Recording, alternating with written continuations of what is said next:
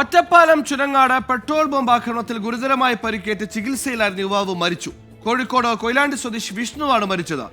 വീട് നിർമ്മാണത്തിനെത്തിയ 6 തൊഴിലാളികൾക്ക് നേരെയാണ് അയൽവാസി പെട്രോൾ ബോംബ് എറിഞ്ഞത്. അയൽവാസി നീരജിനെ സേലത്ത് നിന്ന് പോലീസ് അറസ്റ്റ് ചെയ്തിരുന്നു. തന്നെ അയൽപ്പക്കത്ത് ജോലിക്കെത്തിയ തൊഴിലാളികൾ കളിയാക്കുന്നുവെന്ന് തെറ്റിദ്ധരിച്ചായിരുന്നു അതിക്രൂര ആക്രമണം.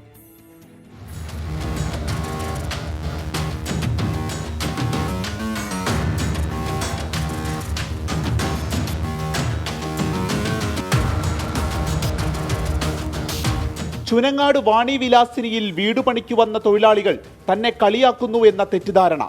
ഇതാണ് പ്രതി നീരജിനെ അക്രമത്തിന് പ്രേരിപ്പിച്ചത്. ജനുവരി 13 പുലർച്ചെ നിർമ്മാണം നടക്കുന്ന വീടിന്റെ വരാന്തയിൽ കിടന്നുറങ്ങുകയായിരുന്ന 6 തൊഴിലാളികൾക്ക് നേരെ നീരജ് പെട്രോൾ ബോംബ് എറിഞ്ഞു. ഇതിൽ കൊയിലാണ്ടി സ്വദേശിയായ വിഷ്ണുവിനും പ്രിയേഷിനും 40% പൊള്ളലേറ്റു. തൃശൂർ മെഡിക്കൽ കോളേജിൽ ചികിത്സയിലായിരുന്ന വിഷ്ണു ഇന്ന് പുലർച്ചെ മരിച്ചു. 27 വയസ്സായിരുന്നു. പരുക്ക് ഭേദമായതിനെ തുടർന്ന് പ്രിയേഷ് കഴിഞ്ഞ ദിവസം ആശുപത്രി വിട്ടിരുന്നു. അക്രമം നടത്തിയ ശേഷം ഒളിവിൽ പോയ പ്രതി ട്രെയിനിൽ തമിഴ്നാട്ടിലേക്ക് കടന്നു. സേലത്ത് നിന്നാണ് പോലീസ് ഇയാളെ പിടികൂടിയത്.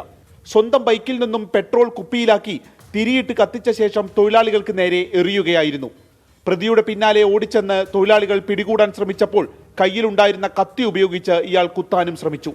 തെളിവെടുപ്പിനിടെ തൊഴിലാളികളെ ആക്രമിക്കാൻ ഉപയോഗിച്ച കത്തി പോലീസ് കണ്ടെത്തി. വധശ്രമം, സ്ഫോടക വസ്തു അപകടകരമാം വിധം ഉപയോഗിക്കൽ തുടങ്ങിയ വകുപ്പുകളാണ് പ്രതിക്കെതിരെ ചുമത്തിയിരിക്കുന്നത്. 24 പാലക്കാട്.